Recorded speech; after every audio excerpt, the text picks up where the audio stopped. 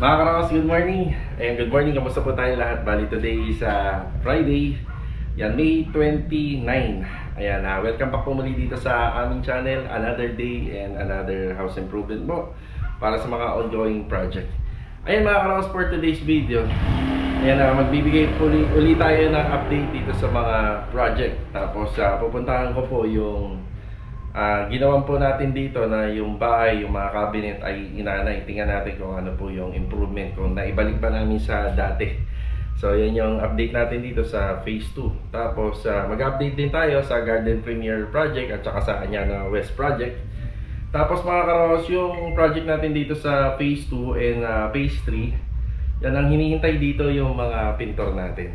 Yan, nagpaalam naman tayo sa ating mga client. Tsaka hindi naman po sila nagmamadali. Pupuntahan din po natin yung project natin sa New Leaf subdivision. So magbi-video po tayo doon para makita ng may-ari. Kasi nakapagpahakot na tayo doon ng 2 truck ng panambak. Mga karos, samahan niyo po muli kami ngayong araw ng Biyernes. Enjoy watching po. Let's go. Tara. Mga karos, ang una kong pinuntahan, itong project natin sa Garden Premier Project. Ayan, good morning sa mga kasama natin. At saka good morning kila client owner. Yan, unti-unti napapractice po yung paglilinis sa area. So ito na lang po yung mga nakita ko pa. Kasi minsan dito nakapwesto yung tropa. Dahil dito pagdating ng hapon, malilim na rito. Kasi may kalat po. So kahit hindi po sa atin nanggaling yung iba, kailangan hakutin na rin natin. Ayan mga karos, yung vlog ko kahapon dito sa last part ng video, bali naganap yun sa May 27. Yan, May 27 po yung gawa ng hindi ko po na idagdag na yon dun sa video ko ng May 26. Ayan, May 29 ngayon mga karohas. Ayan na, update tayo dito sa Garden Premier. Yan sa mga gagawin. So ito is sa seal gray. Ayan yung combination color na makikita natin dito sa exterior wall ng bahay. Pin shop gray at saka seal gray. So ito yung inaasikaso po ng pintor natin dito sa exterior. So ayun yung biga niya, yung poste, seal gray. Tapos yun nandun sa loob ng pinaka-pader is tinge of gray. Yan. Dito simot. Morning. Ayun na, bali thank you rin kay Lord kasi alam naman natin patapos na yung May. Ang kasunod po nito is palagi nang uulan. Yan, kahit naman papano, natatapos namin yung trabaho dito. Yan, thank you rin doon sa mga kasama natin na gumagawa rito kasi kitang-kita nyo naman yung trabaho. Malinis. Yan, pulido at malinis. So, yun nga, sinabi ko doon sa nakaraang vlog ko bago kami magpapasok ng pintor dito, talagang uunahin po nila itong exterior para kung sakali magkaroon po ng problema, magulan-ulan. Yan, pwede kami sa interior. Tiles. Yan, yung tiles hindi ko pa po pino-pull out yan. Matitira po yan dito kasi may mga ano pa po ako. May mga karagdagan or tsaka may mga punch list tayo. So pang ano po natin yan, pangsagip dun sa mga masisira. So meron pa po tayo. Ito naman yung aasikasuhin nila Kuya Rigor, yung tatlong pinto. Ayan o, 3 pinto na yan. Yun nga, iniisip ko rin Kuya. May pagkakataon niya Kuya, finish na yan. Ito si ano ka? Oo. Yan dito oh. Hindi ano na pala rito mas dito. Sige, ay ka na lang. Dito. Ayan yan. Yan, kinakamada lang po ni Kuya Rigor yung mga ano, yung pinto gawa ng hindi na siya pwede dun sa taas. Yan, nag-uumpisa na ho rin ho kasi tayo dun sa taas. Okay na yan Kuya. Since hindi naman gagamitin yung bago, pwede yung bago gamitin mo. Pwede. Yan na. Yan nga pala, dala ko na nga po pala yung mga ilaw na gagamitin po natin dito sa project. So itong ilaw na to ay para po sa mga wall cladding at saka sa poste. Ito naman po yung maliliit na ilaw. Yan, ito naman po yung gagamitin natin dito para sa mga kaha ng ating TV console. Yan, may mga ilaw po yan. Yan. Tsaka rito rin sa may bar counter. Yan, matapos lang po yung preparasyon nito mga kisame. So bali flat finish naman to yung mga kisame natin, flat finish. Tapos yan, saka po natin asikasuhin yung mga finishing installation dito. Yan. Inuuna lang po nila yung sa may bandang labas. Yan, ang inaasikaso naman ni Louie rito. Yan, balik po si Louie rito sa garden. Hindi ba nakakatakot to? Hindi ba nakakasugat to? Yan, hawakan mo nga. Ay, hindi. Pinahawakan talaga, ano? Plastic pala, ano? Ayan. Nagpapatuloy po ni Louie yung installation dito ng tiles. Ito yung ginamit ni Louie. So, baling para siyang salt and pepper na glossy. Ayan. Tapos, mga karos, magdadala po ako ng ano rito, ng hollow blocks at saka ng bakal. Yan, kasi, ito ready fix na. Sige. Yan, ubusan na siya, ready fix. Ayan, dito naman si Jamil. Ayan, ang inaasikaso ni Jamil dito. So, itong TV console dito sa taas. Ngayon, ang detalye nito, itong nakikita natin na nilalagyan ni Jamil ng base color. Bali, may design po ito. Tapos ito naman is WPC. Ayan, WPC. Ito yung sa baba.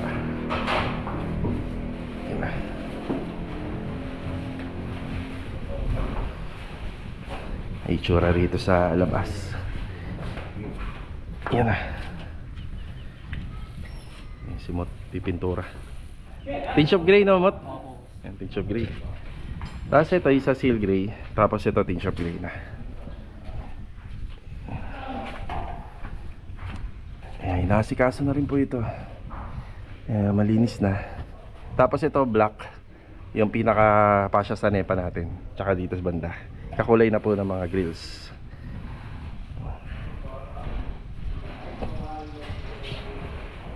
Ito na po yung nakasikaso nila Master Dindo rito. Yung mga pin light natin na yan, may mga plastic cover na yan. Maaari pa kasing madumihan yan. Yan.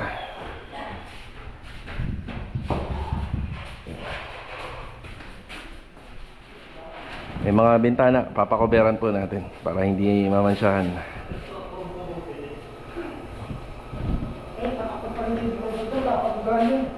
Hindi, nasa ano na siya. Andito. Nasa kusina siya. Malayo siya.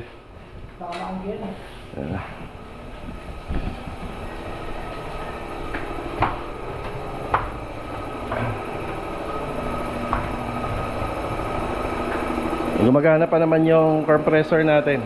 Pero kung sakali, mukhang palitin na rin to, baka makapag-provide pa ako ng bago. Tagal pa yan. Tagal pa yan, kuya. Laban pa. Dito nitirit yan. Kuya, hindi naman naaabot doon yung buga natin, no? Hindi na. Okay. Ito lang. So, ito, umpisa na po ni Kuya Rigor.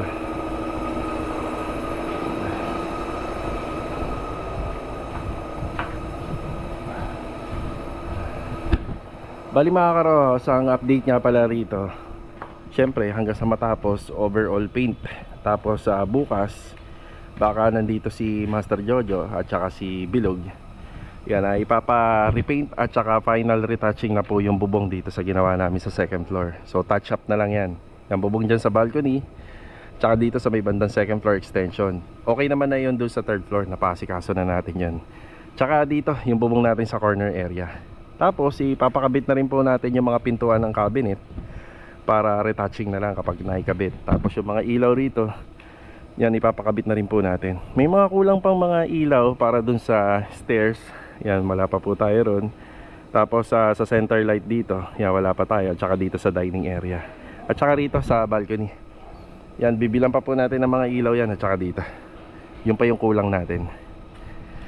Ayan, tapos yung sa aircon, yung floor stand dito sa second floor, yan pinasusuyo ko na kila client owner at saka yung napili nila na aircon supplier and installer na si Sir Jojo Aragones.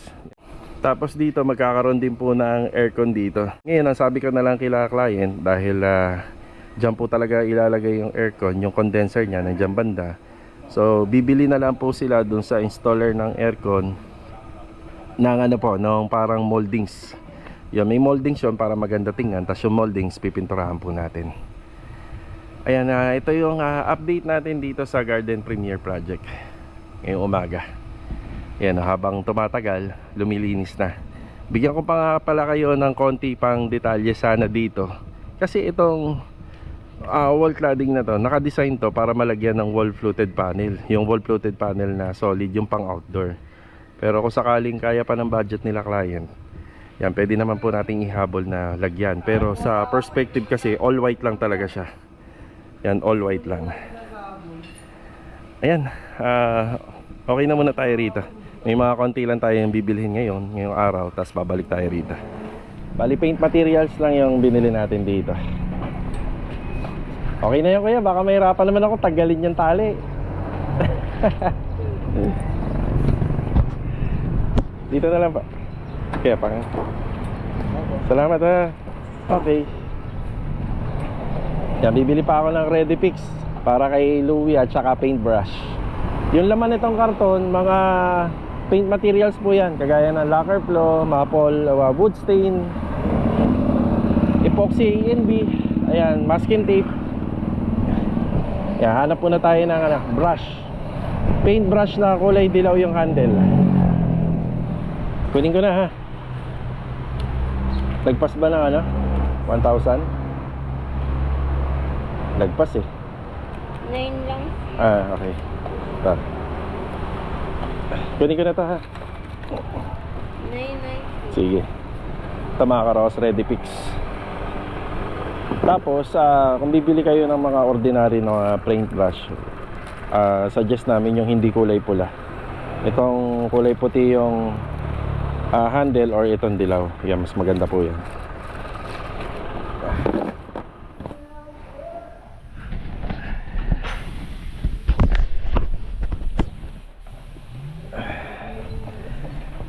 Okay, mga karohos, okay na tayo sa Garden Premier Project. Yan, natin ko na po yung kailangan nila ngayong umaga. Yan, pupunta naman po ako ng Anyana Bel Air West Project. Yeah.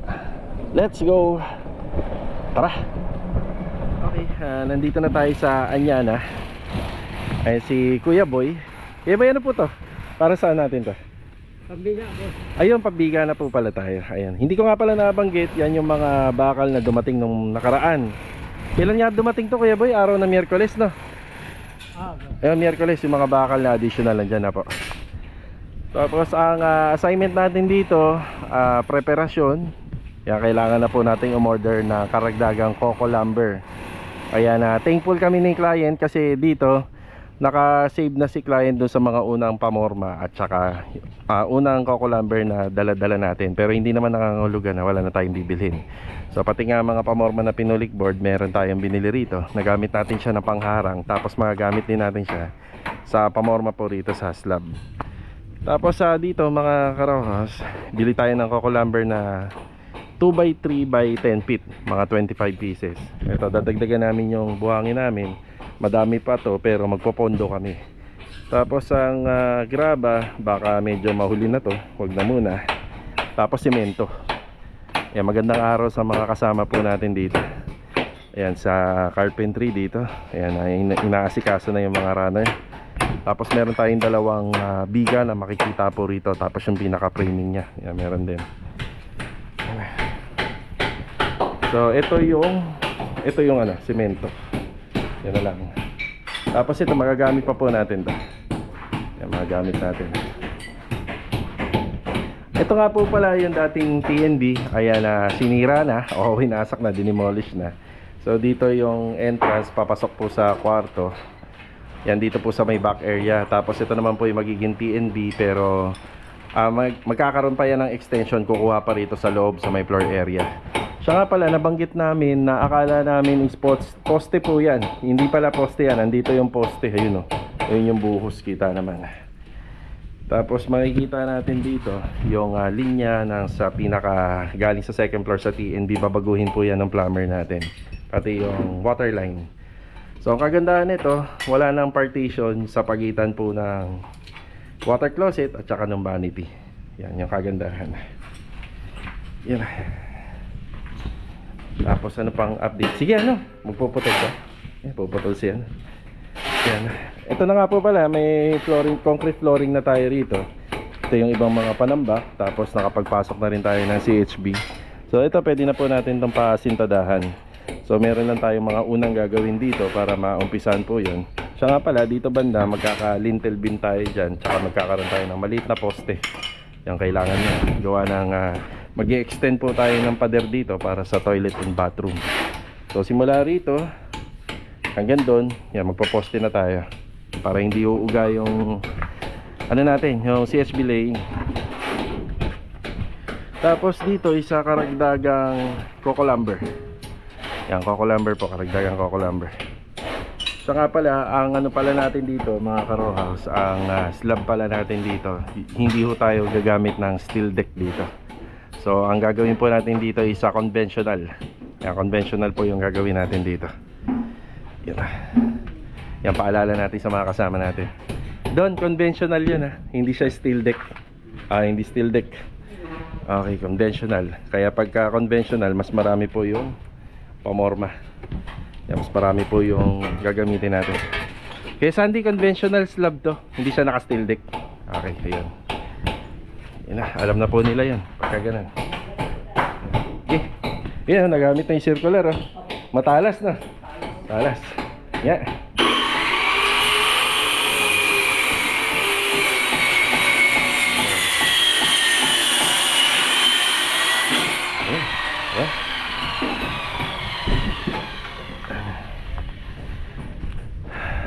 Yeah, okay na tayo rito mga ka-rowhouse. Good news din yung doon sa may akala naming poste yung banda doon sa dulo. Yung kagandahan din po nun, gawa ng yung setup ng TNB mas magiging maganda pa. Ayan, pupunta tayo ng hardware ngayon. Ayan, para magpa-deliver dito ng additional na buhangin.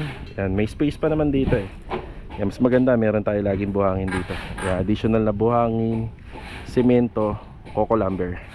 Ayan, bali ito muna yung update dito sa Anyana Bel Air West project. Yun o. Tara. Nakasikaso na ni Kuya Boy. So sa Kuya Boy, no, sa susunod na linggo, ang makikita natin dyan yung parang structural framing dyan. Mga bakal. Oo. Kuya Boy, ano tayo ha? Ano tawag doon? Conventional. Bali yung matting natin dyan, bali double matting. Top to bottom. Ayan. Warm Zone Hardware. Yan, dito po malapit sa Anyana. Yan, dito na tayo. Order tayo materials. Bali mga ka-rowhouse, okay na po tayo rito. Ito yung binili natin sa hardware na i-deliver. Dalawang L-track ng buhangin, 50 bags ng semento, coco lumber na 2x3x10, 10 coco lumber 2x2x10. Tapos nagpa-deliver na rin ako ng isang bugkos pa ng alambre at saka yung masonry drill bit na 10mm. Yan, 20,410. Yan, i-deliver na lang po yan ngayong araw. Bali mga ka-rowhouse, pauwi na tayo. Ayan, manananghalian po muna ako sa bahay. Yan, madalas sa labas tayo nanananghalian. Nakakamiss din po talagang kumain sa bahay. Mas masarap po. Yan, pero bago yun, dadaan muna ako kila Master Batang. Kasi hanggang ngayon, yung pull-out basket na binili po natin sa Wilcon para sa project natin dito sa Lumina Homes Phase 3, hanggang ngayon nandito pa sa akin. Yan, nagbakasyon po kasi si Master Ryan. Balita ako, nandito na. Yan na. Saglit lang muna tayo rito.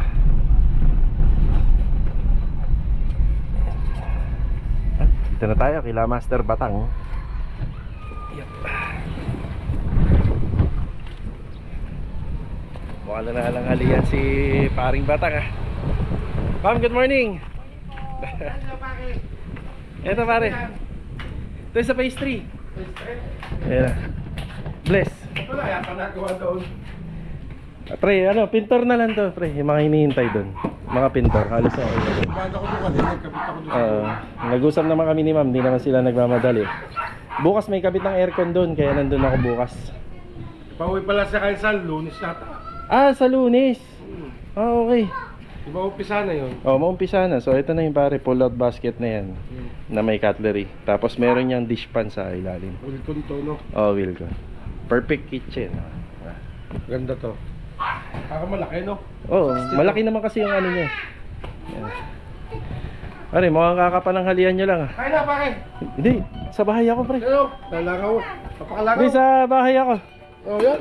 Naghihintay sa akin doon si Mrs. Yeah, mare. Pre, una na ako ha. Okay. Yeah, madalas din po akong mananghalian dito sa kanila kasi kapag napunta ako rito, pananghalian na din. Ayan, sa bahay tayo kakain. Nandito na po tayo sa bahay. At ang ulam is pesang bangus. Sakto, di ba? Sakto ang punta natin dito. Masarap ang ulam. May sabaw pa. Ayan. Kain tayo. Ayan.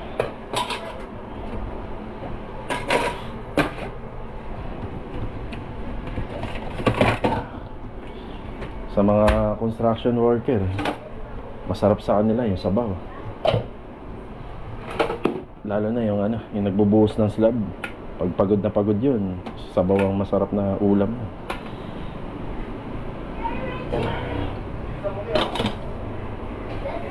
Okay na tayo rito.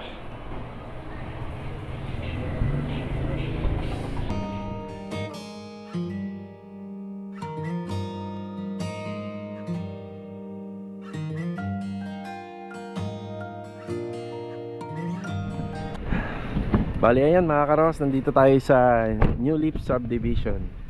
Ang konting pasilip lang kasi nagpahakot tayo ng panambak dito. Bali 2 truck yun. Ayan, nakikita nyo. Ayan, malinis na po itong area na to. Ayan, malinis na yan. Tapos dito rin.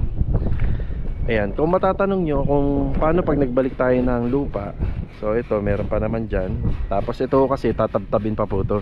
Hindi na po natin to pinadali kay Kuya Chris. Gawa ng ito kasi isa tayo na po yung magsusukat nito. Tayo na yung magle-layout. Yan, konting pasilip lang ngayong araw ng Biyernes. Yan, nanonood din po kasi araw-araw si client. Yan, nakapagpahakot na tayo rito. Yan, dito yung mga hinakot po. Bali, ito po kasi punong-puno po ito nung iniwan natin ni Kuya Chris. So, ito lang yung hinakot. Yan, paikot yan hanggang doon. Tapos sa mga susunod po kapag magtatrabaho na kami dito, dito po tayo magpapalagay po ng buhangin at graba. Yan, yung part po na yan. Yan, hanggang dito, dyan yung materialis natin. Yung kagaya na, no? Yun nga lang, hindi nga lang natin gagayahin yun kasi lumagpas na po sila sa kalsada. Yan, tapos ito, unti-unti po natin ibababa. Yan, konting pasilip lang tayo rito sa New Leaf Subdivision Project. Abang-abang na lang kapag nag-start na tayo rito. Tara! Okay mga karos, bago matapos po yung ating last part ng ating video, ayan, shoutout nga po pala kay Gabriela Go at saka kay Ma'am Suset Cruz, yan, from Pampanga. Yan, mabuhay po kayo. Tara, so tayo dito. Ayan.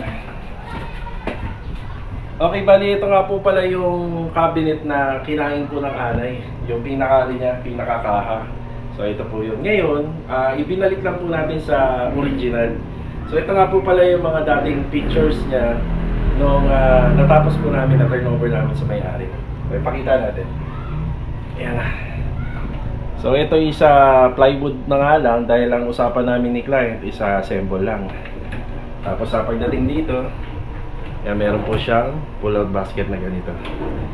Tapos sa ilalim po ng lababo, na ganito yung naging itsura niya. Ang kagandahan lang, pinalitan na po namin yung luma. Ito na yung bago. Yan na. So yung sa corner, ayan, meron pa rin. May balik pa rin po. Ayan. Drawer, ayan yung drawer natin. Tapos ito, may space pa tayo dito. Yan. Yan, may space pa tayo. Tapos may drawer ulit. Itong mga cutlery tray, dito talaga yan nakalagay. Ayan. Tapos may pull-out basket. Yan, pinalitan natin ng bago yung mga nito, drawer guide. Ayan. Drawer pa rin. Yan, may pull-out basket. Yan. Yan, maraming salamat dun sa cameraman natin. Ayan. Thank you. So, ito, ang usapan na lang po namin, ang sabi ni client, ang gusto niya mangyari rito is ma-assemble lang kasi medyo nakatiwangwang nga yun nung binaklas po natin yung kaha. Ngayon, dinouble treatment naman po namin yung mga kahoy dito. Napunasan naman po siya ng sulignum. Pero ito talaga yung gusto ni client. Meron kasi talaga mga client na mas okay pa rin po sa kanila yung mga paggamit ng plywood. So ito, nagkaroon na tayo ng history rito na yung mga kahoy nga ay nginat-ngat ng anay. Yan, kung magkaka-budget pa, saka na lang po ipapatapos ni client to kasi wala po siyang pintura. Yan na. Yeah, at least na balik na po natin dati sa sa original niya. Yan po yung original setup. Tapos yung mga pintuan naman po ng cabinet, yung drawer, hindi naman po siya nasira. Nandun pa rin po siya. Yung pinturado naman to. So ito yung antique finish na ginawa po natin. Tapos ang gumawa po nito, yung si Jamil. Yan, siya po yung nagpintura po nito. Tapos yung ibang part dito sa loob, gusto rin ni client kapag ka natapos, isa mapabalik po sa dati. Ayan o. May balik po sa dating pintura. Pero sa ngayon, yan na lang po muna yung finish turnover natin. Yan lang po yung napag-usapan namin. Okay mga karaos, hanggang dito na lang po muna yung vlog. Yan, kita-kita na lang po ulit tayo sa susunod na video. Itong video na to ay para po sa may-ari po ng bahay kasi siya po yung nanonood dito. Hindi lang po dito sa YouTube channel tayo nagbibigay ng update kay client. Nagbibigay din ako ng solo video at pinapasa ko kay client owner. So, ayan. See you on my next vlog. God bless po sa ating lahat. Ito, paalam po muna. Let's go. Tara.